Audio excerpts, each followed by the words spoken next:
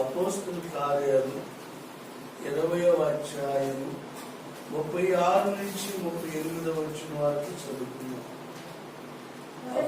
చెప్పి మోకాళ్ళుని వారందరితో ప్రార్థన చేశాను. అప్పుడు వారందరూ చాలా ఏడ్చిరి. మీరు ఇక మీదట నా ముఖం చూడాలని అతను చెప్పిన మాట దుఃఖించు. పౌలు మేడ మీద పడి అతని ముద్దు పెట్టుకొని వారి ఓడ వరకు వారిని సాగనంపి దేవునికి స్తోత్రం. హల్లెలూయా. ఈ రోజున అంశం ఏంటంటే దేవుని సేవకుని విశ్వాసులైన వారు ఎందుకు ప్రేమించాలి? దేవుని సేవకులను విశ్వాసించిన విశ్వాసులు ఎందుకు ప్రేమించాలి? ఈ 3 వచనాల్లో మనకు తేటగా కనబడుతూ ఉంది. పౌలు గారు దేవుని సేవకుడై ఉన్నారు, దైవ సేవకుడై ఉన్నారు. దైవ సేవకుడై ఉన్నప్పుడు మరి దేవుని ఎదురుకు వచ్చిన మనము దేవుని పిల్లలుగా ఉండాలి, కానీ దయాలు పిల్లలుగా ఉండడానికి వీలు లేదు. దయాలు దగ్గరికి వెళ్ళిపోయామా భయంకరమైన పరిస్థితి. దేవుని దగ్గరికి వస్తే దైవ దిగుడులు జరుగుతాయి. గమనించండి, ఈ మధ్యాహ్న కాల సమయంలో దేవుని సేవకుని విశ్వాసులు ఎందుకు ప్రేమిస్తున్నారంటే సేవకుడు దేవుని కలిగి ఉన్నారు.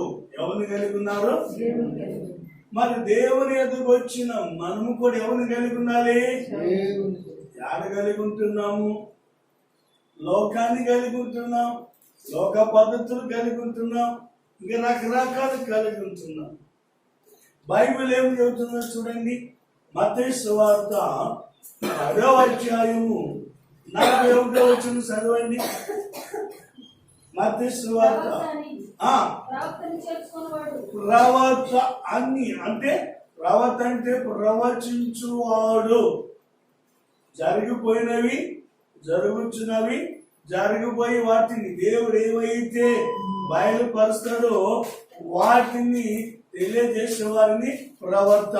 ప్రవక్త ఎవరైతే తెచ్చుకుంటారో ప్రవక్తని వారు ఏం పొందుతారంట? ప్రవక్త ఫలము పొందుతారు.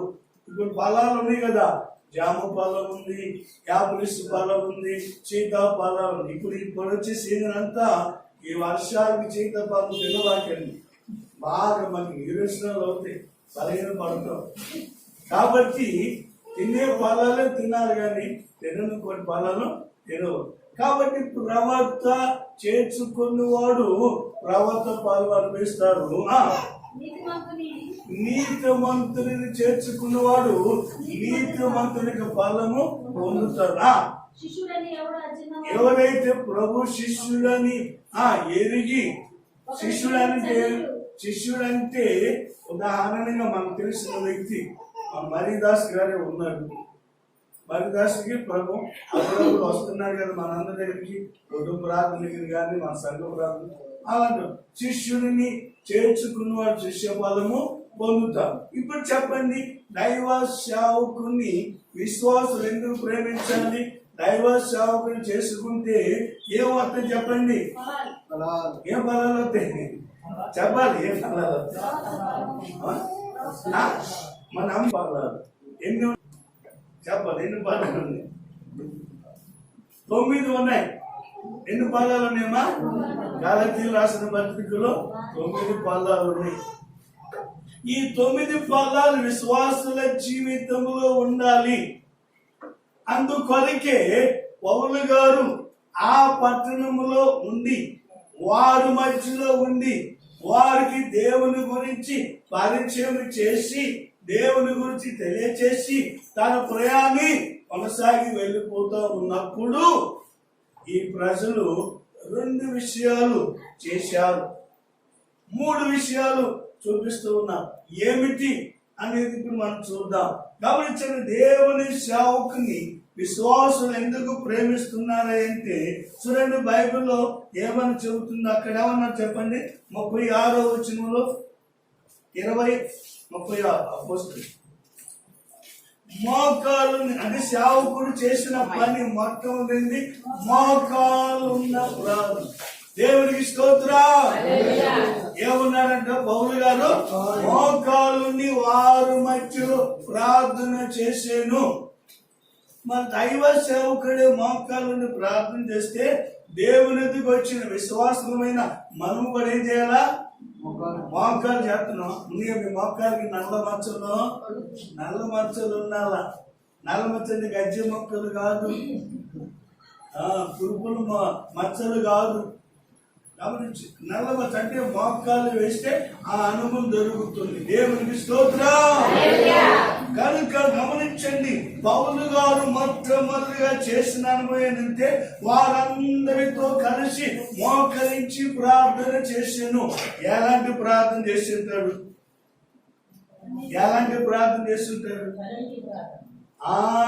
అసలు అపోస్తలుల 1:14 చూడండి. అపోస్తలుల కార్యం 1:14 వచ్చి వీరందరూ వీరితో కొందరు స్త్రీలను యేసు తల్లి అయిన మరియను ఆయన సహోదరులను నేను అనుకుంటాను కదా, ఏక మనసు కలిగి. ఏ మనసు చెప్పండి? అందు చెప్పాలి. ఏ మనసు? ఏక మనసు, ఏకాభిప్రాయము,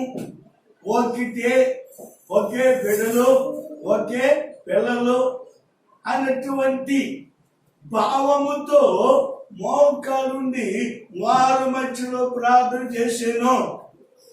విశ్వాసులైన మనలో, దేవుని మాటలు వింటున్న మనలో నిజంగా ఏక మనసు ఉందా? లేదు. పొరబడుతున్నాం. 2 మనసులు కలిగి ఉంటున్నాం. 2 మనసులు తలపు కలిగి ఉంటే అటు పనికిరాము, ఇటు పనికిరాము, మధ్యలో పడిపోతాం. మధ్యలో పడిపోకుండా ఉండాలంటే పౌలు వల్లే మనమేం చేయాలా? మోకాలించి ప్రార్థన చేయాలి. అందుకని పౌలు వల్లేను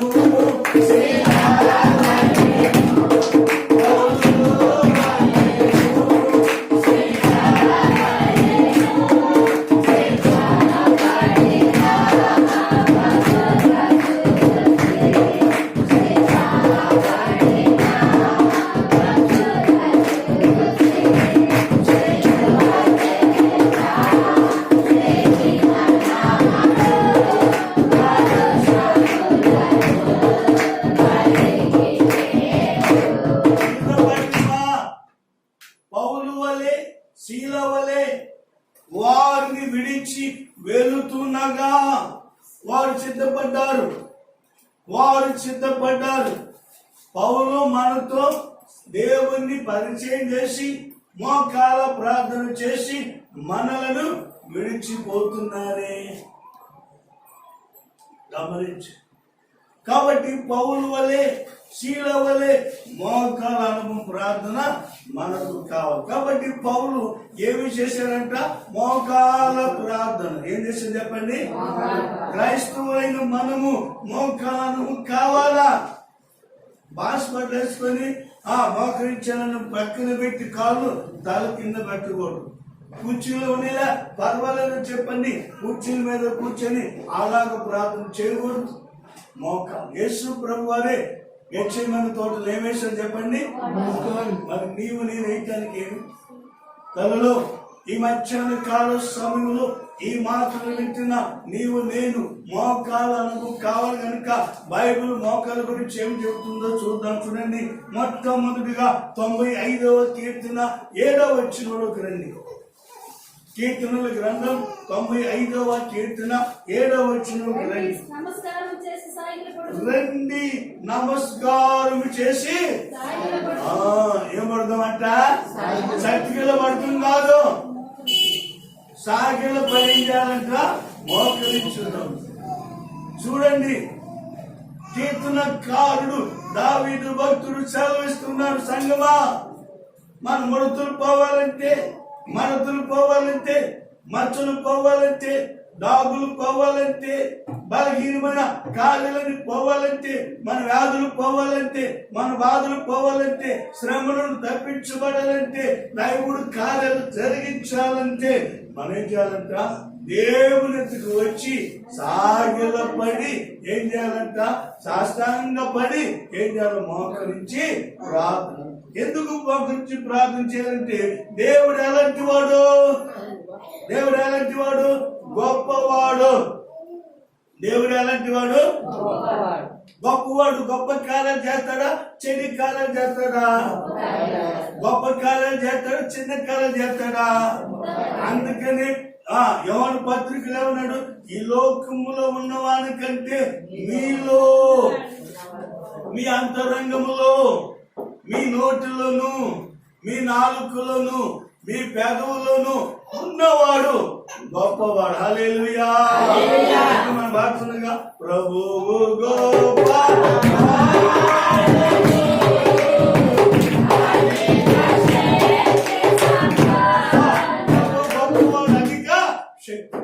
కనుక శక్తిహీన పడుతున్నా, మోకాలైపడి కాదు శక్తిహీనతయ్యా, బలహీనతయ్యా, నొప్పులయ్యా, బాధలయ్యా, ప్రార్థించలేకపోతున్నాను, మోకాలేకపోతున్నాను అంటున్నాం. పిల్లరా, దేవుడు శక్తివంతుడు కనుక, ప్రభు గొప్పవాడు కనుక మోకాలు వేయవలసినని కీర్తనకారుడు ఈ మధ్యాహ్న కాల సమయంలో పౌలు వలె మోకాల అనుభవాన్ని గురించి మనకు తెలియచేస్తున్నాడు.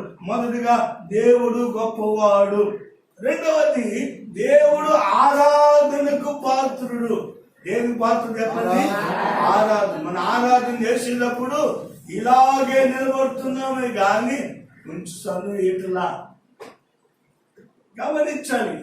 మనము అలాగే దిష్టిబొమ్మలాగా ఉండకూడదు. దేవుడు ఆత్మ కనుక ఆరాధించేవారు ఆత్మతో. ఇక నువ్వు మర్చిపోవాలా, నీ ఇంటిని మర్చిపోవాలా, నీ గేదెలు మర్చిపోవాలా, ఇంటి మంచిగా మర్చిపోవాలా, బిడ్డలు మర్చిపోవాలి, అందరూ మర్చిపోయి దేవుని ఆరాధన చేసేటప్పుడు శక్తి మన మీదకి వస్తుంది. అందుకని ఒక పదవి పాడుతూ ఓడుతున్నప్పుడు ఆరాధన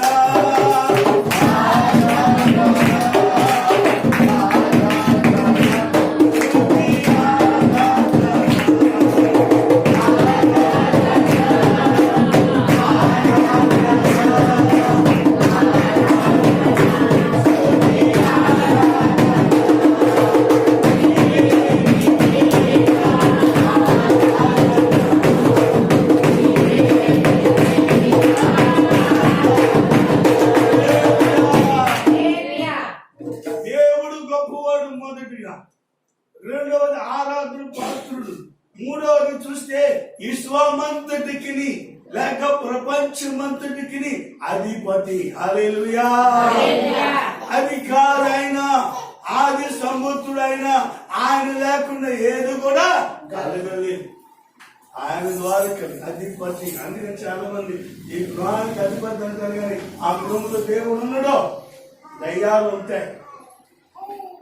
ఈ గృహములకు దేవుడు అధిపతి అని పెడతాడు. కుటుంబ ప్రార్థన లేదు. కుటుంబ ప్రార్థన లేకపోతే దయ్యాలు వస్తాయి. ఒక దైవం కాదు, 7 దయ్యాలు వస్తాయి.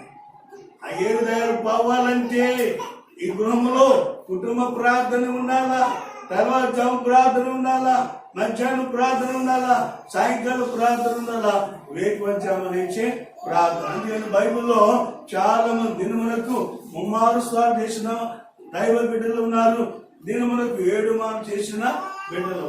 కాబట్టి ప్రియమైన దేవుని సంగమా, మొదటిగా దేవుడు గొప్పవాడు. రెండవది దేవుడు ఆరాధనకు పాత్రుడు. మూడవది ఆయన ప్రపంచమంతటికి అధిపతి. ఉదాహరణగా తల్లిగారు ఉన్నారు, అమ్మ రాలేకపోతున్నా ఆమె మనసు ఇక్కడే ఉంటది. గమనించండి, ప్రాముఖ్యమైన సాక్షి వెళ్ళింది రాలేకపోతున్నంటే కారణం ఆమంతటిగా ఆమె కాదు, బిడ్డలు మార్పు చెందదు. కానీ పోయిన ఆదివారం తానే మనసు కలిగించిన వారి కుమార్తె మహిళ ప్రార్థించి, దేవుడు అధిపతి కదా, సర్వాధిపతి కదా, సర్వాధికారము ఆయన చేతిలో లేదా?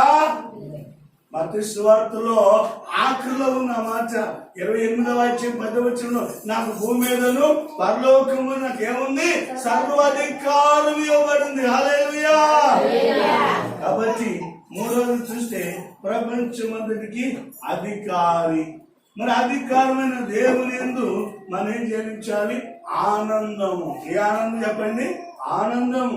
సంతోషంగా ఉండాలి, ఉల్లాసంగా ఉండాలి. ఏదో పోగొట్టుకున్నట్టుగా చిన్నపుచ్చుకున్నట్టుగా ఉండకూడదు. యేసు రక్తమే. ఎలాగంటే ఆనందం ఎక్కడుండాలి? హృదయములో ఉండాలి. ఎక్కడున్నా చెప్పండి? హృదయం. తర్వాత ఆత్మలో ఉండాలి. రెండవది మనస్సులో ఉండాలి. అప్పుడు మనం బలవంతులుగా ఉంటామా, శక్తిహీనులుగా ఉంటామా? బలహీనులుగా ఉంటామా, బలవంతులుగా ఉంటామా? కాబట్టి బలవంతులుగా ఉండాలంటే ఈ 3 లక్షణాలు. ఒకటి, దేవుడు గొప్పవాడు. రెండవది చెప్పాలి. రెండవది ఏం చెప్పాడు? దేవుడు గొప్పవాడు. దేవుడు ఎలాంటి వాడు చెప్పండి? ఆరాధనకు బాగుంది. మూడవది ప్రపంచమంతటికి అధిపతి. ఆ నియంత్రణ మనం ఏం చేయించాలా? ఆనందించాలంటే హృదయములోను ఆత్మలోను మనసు. ఈ విధంగా జరిగించుకుంటూ వస్తే ఎలా? మోకాల మీద నిలబడా? మోకాల మీద. దేని మీద చెప్పండి? కాబట్టి ప్రియమైన దైవ జన్మ మోకాలకు అనుభవం కావాలి. ఎవరెవరు మోకాలుగా ఉన్నారు చదివి మీకు ఇచ్చేస్తారు. దానియేలు గ్రంథములు 6వ అధ్యాయం 10వ వచనం చూస్తే దానియేలు కనబడుతున్నాడు.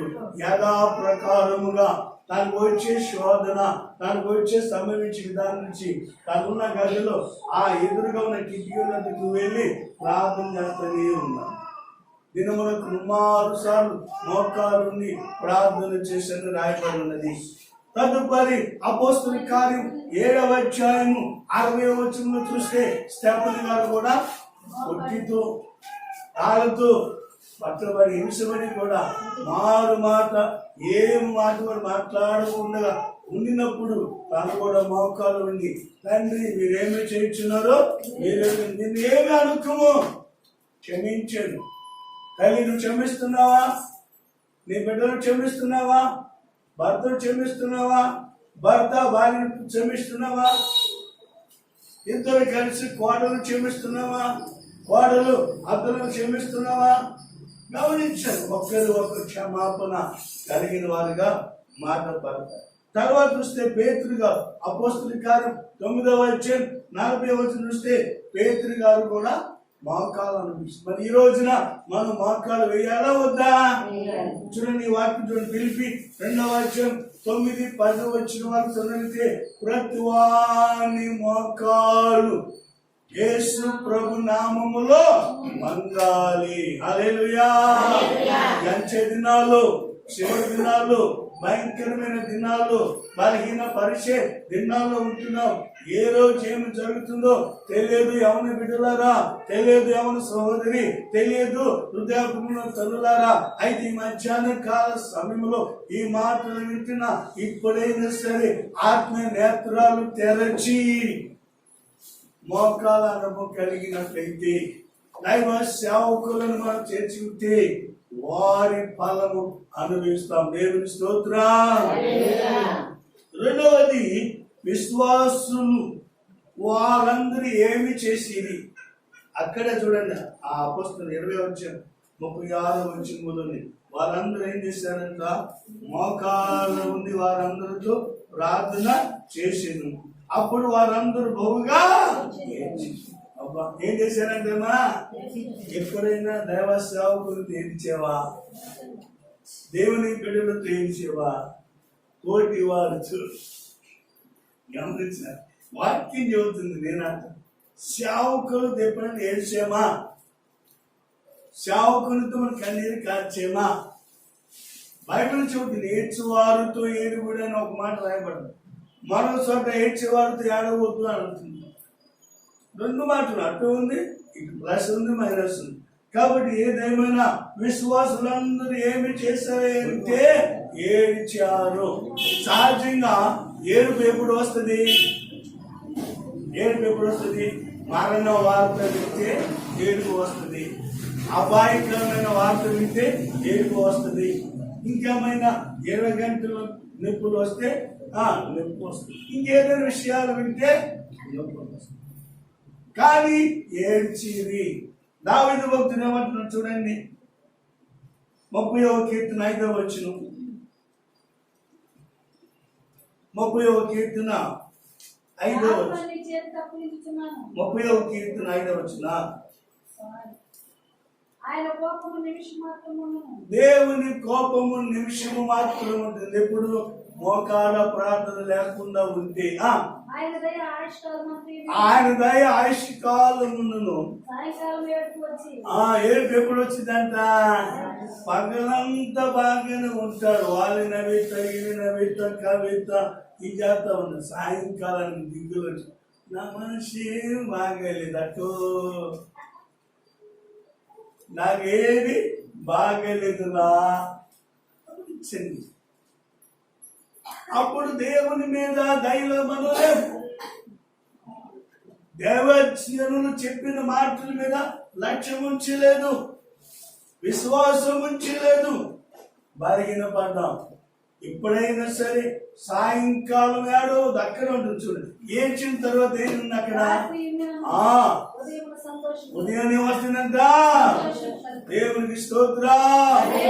దేవుని కొరకు ఏడువు, దేవుని సంఘం కోసం ఏడువు, దేవుని సేవల కోసం ఏడువు. నీకు ఫలం వస్తుంది, నీకు సంతోషం ఉంది. అందుకని ఈ సంతోషము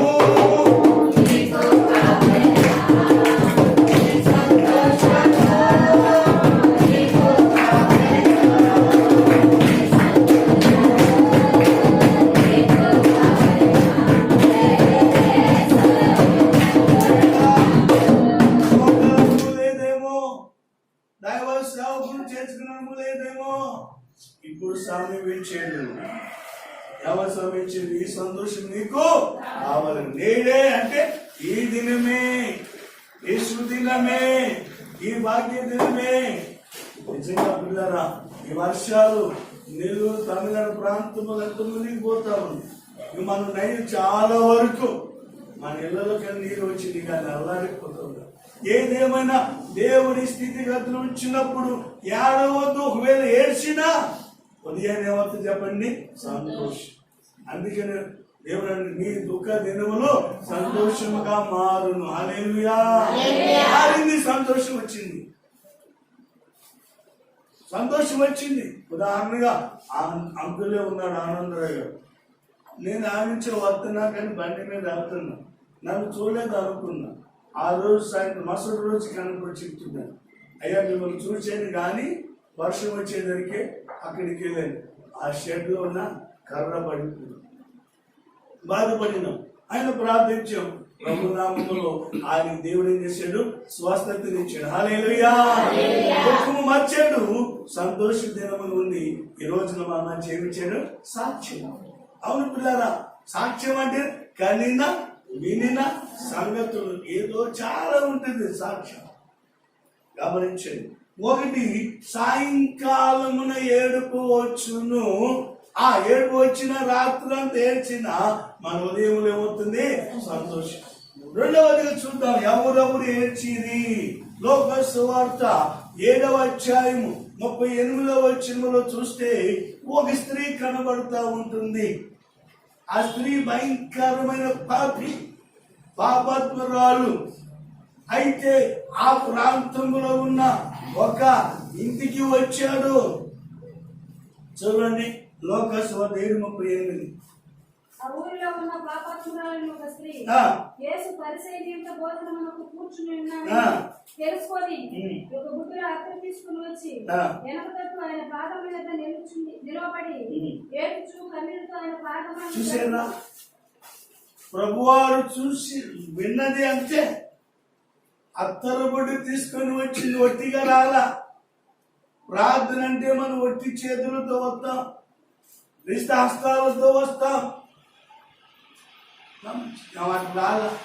ప్రభువారు పాలన ఇంటికి వచ్చేదాన్ని దొరికి వస్తవస్తే విలువైన ఖరీదైన శ్రేష్టమైన అత్తరుబడి తీసుకొని వచ్చి ఆయన వెనక భాగం నిండి ఏడ్చింది. ఏం చేసిందమ్మా? నువ్వు కూడా ఏడు. మనలో పాపాలు ఉన్నాయి, కనబడిన పాపాలు, కనబడని పాపం. ఏడ్చే ఎప్పుడైనా ఏడ్చేవా? నీ హృదయమైనటువంటి బుద్ధి పగిలినదా? పగిలినప్పుడు నీలో పశ్చాత్తాపం వచ్చిందా? రావాలి. ఈ పాపాత్మలు ఏడ్చింది, అతను బుద్ధి పగలు కొట్టింది, ప్రభు పాదాలకు ఆ తల చుట్టుకి తుడిచింది. దేవునికి స్తోత్రా. దేవుడు మన పాపమును క్షమించు. ఎప్పుడు చెప్పండి? పశ్చాత్తాపడినప్పుడు. ఎప్పుడు చెప్పాలి? పశ్చాత్తాపడుతున్నావా? కన్నీటి ప్రార్థన వచ్చిందా? మన ప్రార్థన ఏముంది?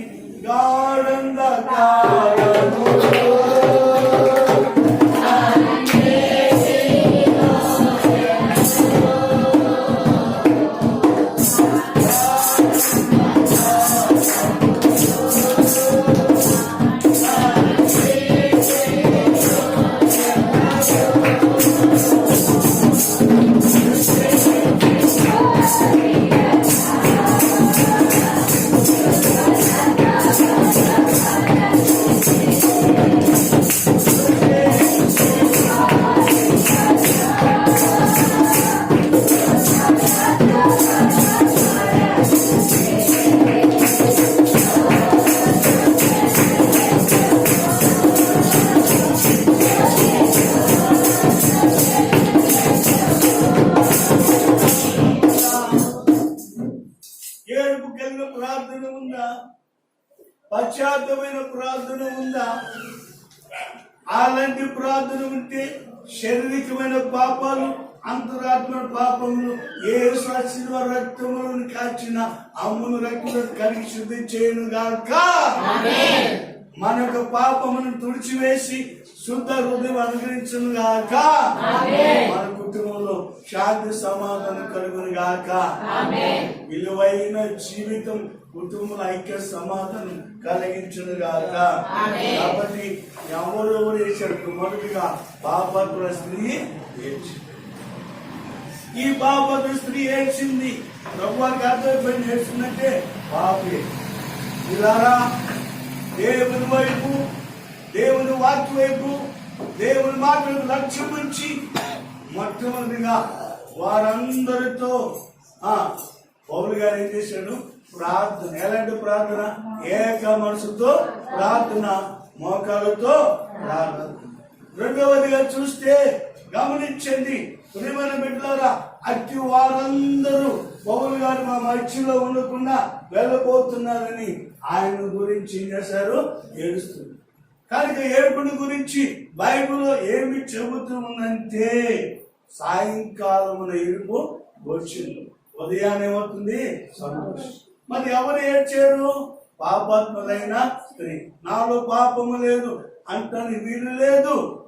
రక్షింపబడిన వాళ్ళు ఉన్నది, రక్షణ లేని వాళ్ళు కూడా పాపాలు.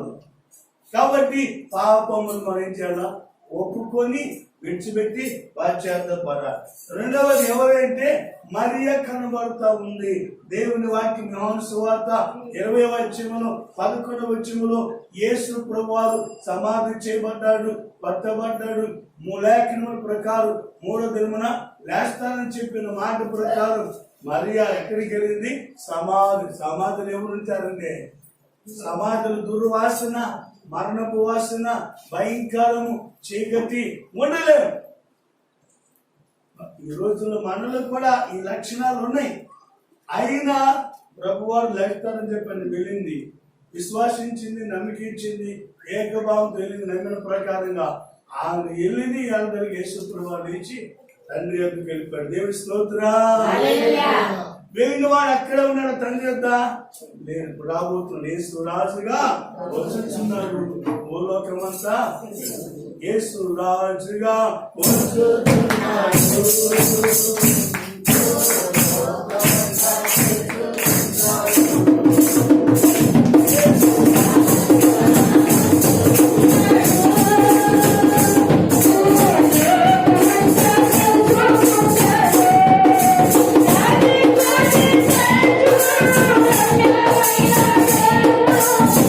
Yeah.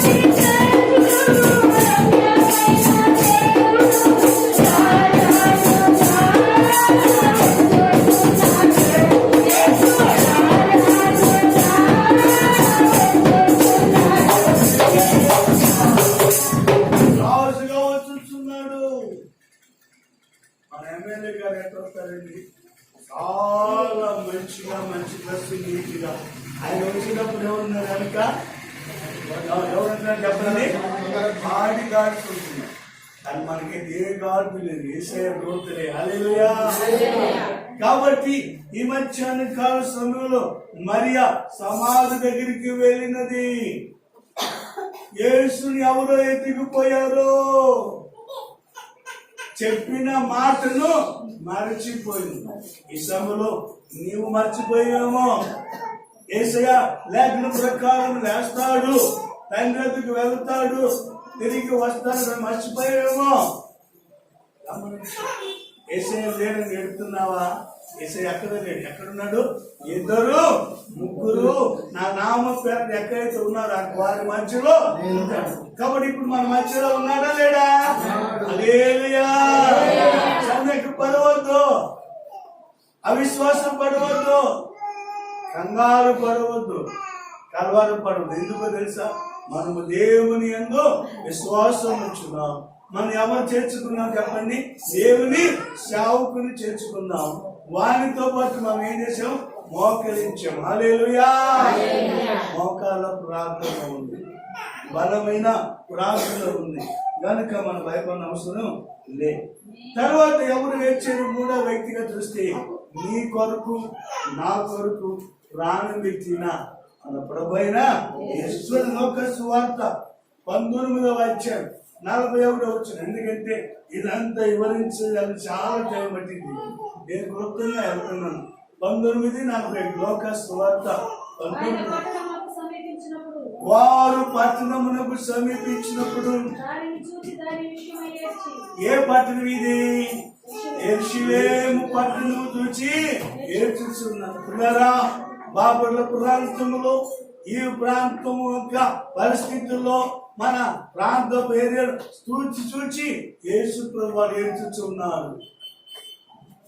అయ్యో, ప్రవక్తలు వచ్చారు, ప్రకటన చేశారు, సువార్థికులు వచ్చారు, నీతివంతులు వచ్చారు, సేవకులు వచ్చారు, కానీ సువార్తను వినలేకపోయారే, చేర్చుకోలేకపోయారే, మోకాలు వేయలేకపోయారే, పశ్చాత్తపడలేకపోయారే, చిత్తుబాటు లేకపోయారే. నా ఎదురుగా పండుగ గురించి చేర్చుతున్నాను. ఈ దినమున నిన్ను గురించి చేర్చుతున్నాను, నీ కుటుంబం గురించి చేస్తున్నాడు, నీ బిడ్డల గురించి చేస్తున్నాడు, నన్ను గురించి మనందరి గురించి చేస్తున్నాడు.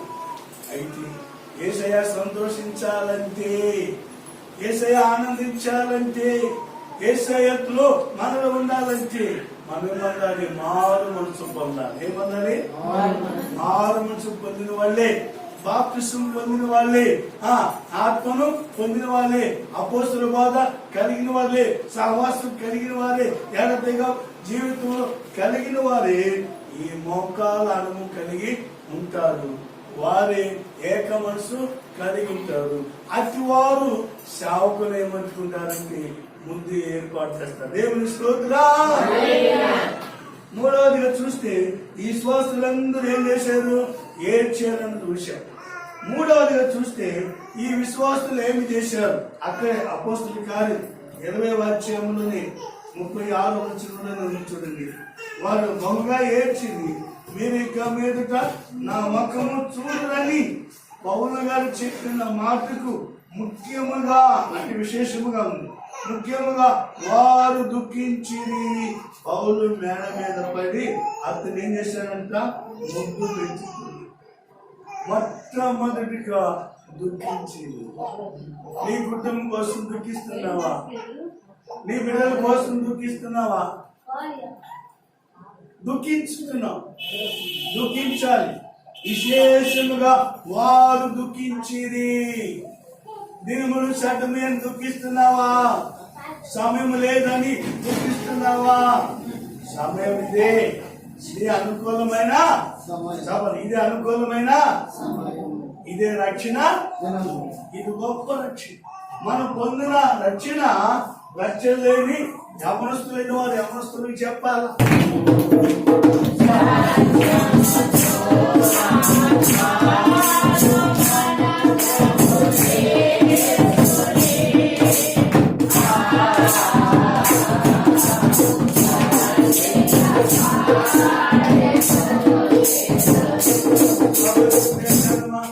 మనం ఉన్నటువంటి రోజులు భయంకరమైన రోజులు. సుదినాలు పోయినాయి, రక్షణ కాలం పోయింది, కృపకాలం పోయింది, అంతో పోయిపోయి రాకడా అని వచ్చే కాలంలో ఉన్నదా మోకాల అనుభవం ఉన్నదా? నిజంగా దైవ సేవకులు చేసుకొని ఆయనతో మనం ఏడ్చేవారిగా ఉన్నావా? సంఘం కొరగాని సేవకులు. మూడవదిగా చూస్తే వారి కొరకు దుఃఖించి మేడ మీద పడి ముద్దు పెట్టుకొని సాగనింపే వారికి ఉన్నావా? లేదు, ఇంతవరకు చాలు, ఇంతవరకు చాలు ఆగిపోయే స్థితిలో ఉన్నావా? శోధనలు వస్తాయి, కష్టాలు వస్తాయి, కంగారులు వస్తాయి, ఎదురు తగులుతాయి.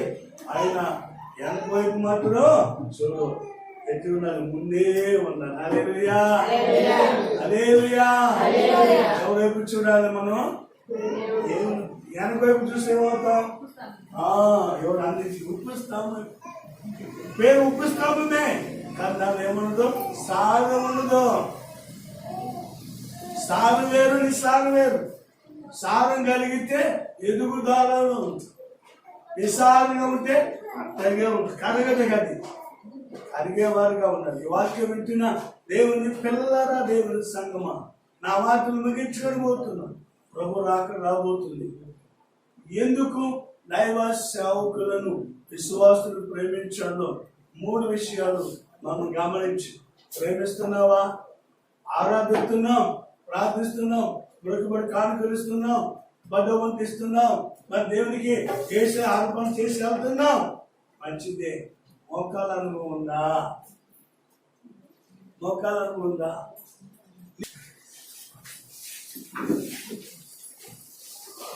మోకరించండి, ప్రార్థన.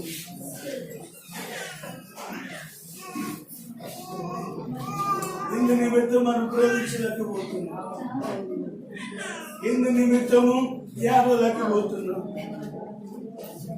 ఇందు నిమిత్తము బుద్ధి పెట్టలేకపోతున్నాం. మనలో ఉన్న లోపం, మనలో ఉన్న లోటుపాట్లు, మనలో ఉన్న అంధకారాలు, మనలో నిత్యమ క్రియలు మొదటి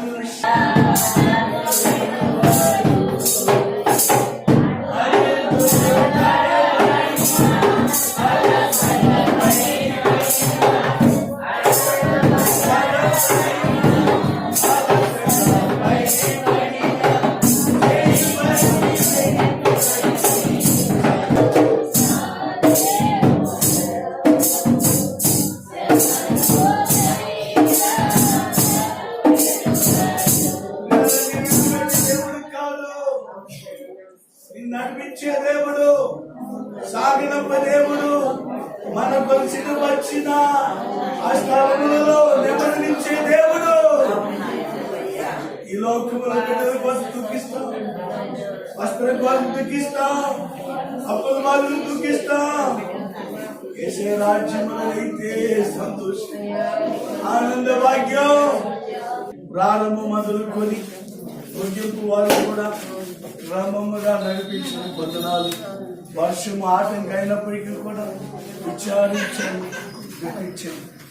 ప్రభా సన్నిధి జరుగుతుందో లేదో అన్నటువంటి వేదన పడిన ఎంత గొప్ప దేవుడు అయ్యా, చాలా గొప్ప దేవుడు తండ్రి. గొప్ప కార్యాలు మా కన్నులారే చూపించావు. నిన్ను ఆరాధించడానికి, నిన్ను కనపరచడానికి మా ప్రాంతంలోనే చూపించేందుకు స్తోత్రం. కంటికి కనబడినయో, చెవికి వినబడినయో, హృదయమున గోచరం కాదని చెప్పిన యేసు వచ్చిన ప్రతి బిడ్డలు దీవించి, రాక వెనకబడిన అయా ఇంద్రరాజ్యంలో బిడ్డలేమి, రాజనగర్లో ఉన్న బిడ్డలేమి, అయ్యా వైఎస్ఆర్ కాలం బిడ్డలు వచ్చారు, జాలి కాలంలో బిడ్డలేమి తండ్రి, యాడి దగ్గర ఉన్న బిడ్డలేమి తండ్రి, ఎంతో మంది నీటిలో మునిగిపోయి ఉన్నారు. జలప్రేమను తప్పించండి, వర్షమును నువ్వు మాట సెలవిస్తే చాలు. ఆకాశం ఆలకించి భూమి సేవకమని చెప్పినట్లుగా ఆ గాలిని నీటిని గతించినప్పుడు నిమ్మలమాయనని మీ లేఖను కనబడుతుంది. అయ్యా అల్లాడిపోతున్న వారిని ప్రభుత్వాల ద్వారా, అధిపతుల ద్వారా సంరక్షించి, పోషించి, మహిమపరచడానికి దయచేయండి. ఇక మీరు మాకు చక్కని వాతావరణం ఇచ్చారు. మంచిగా పాటలు పాడడానికి, ఆరాధన చేయడానికి, ఆరాధన హెచ్చరికలు వినడానికి, సాక్ష్యాలు వినడానికి, వాక్యం వినడానికి ఇచ్చిన కృపను బట్టి నీకు వందనాలు. నిజమే తండ్రి, సేవకులను చేర్చుకున్నట్టు వలన ఫలమునైనా ఫలము పండాలయ్యా, ఫలము శ్రేష్టంగా ఉండాలయ్యా, ఫలము శ్రేష్టకరంగా ఉండాలయ్యా. ఫలము మరోసారి వెదజల్లినప్పుడు ఆ విత్తును బహుగా ఫలించాలి. అలా ఫలించిన కృప దయచి యవనస్తులైన వారితో మీరు మాట్లాడండి, యవనరులతో మీరు మాట్లాడండి, వృద్ధులైన తల్లులతో మీరు మాట్లాడండి. మీరు ఏ ఆశతో వచ్చారో వారికున్న సమస్యలు, మోకాల నొప్పులు కానీ, నడు నొప్పులు కానీ, కీళ్ళ నొప్పులు కానీ, తోటి నొప్పులు కానీ, తల నొప్పులు కానీ, జ్వరాలే కానీ, జలుబులే కానీ, దగ్గులే కానీ ఏ సున్నా విడుదల కలుగును గాక.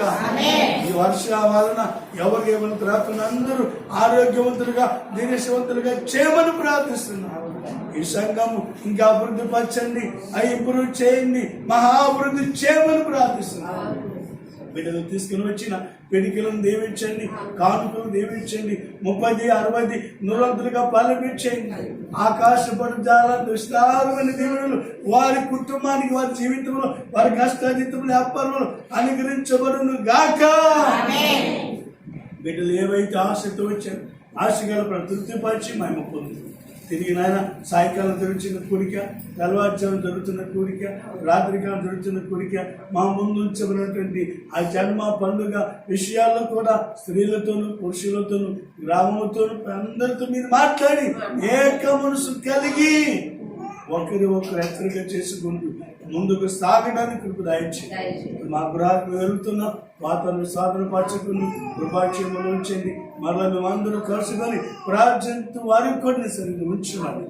చిన్న బిడ్డలు చదువుతున్న చదువులో జ్ఞానం వచ్చిన అభ్యాసం కలిగించాను. అవి అందరి పేరు రక్షించాను. ఒక్కొక్కరితో మాట్లాడినారు. ఖర్చు ఇచ్చిన సమయాన్ని బట్టి 100 స్తోత్రం చేస్తాను. మా ప్రభును విమోచకుడైన యేసుక్రీస్తు నామమును వేడుకొనుచు ప్రార్థన చేస్తున్నాము తండ్రి. అందరికీ నా ప్రాణమా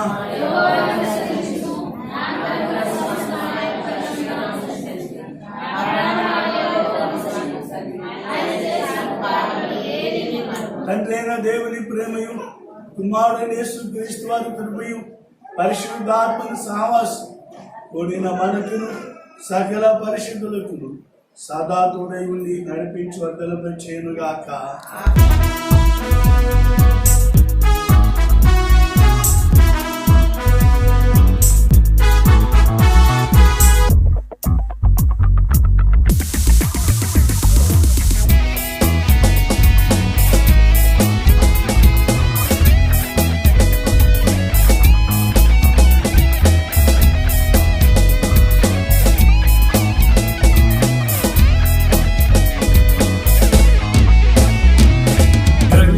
Suara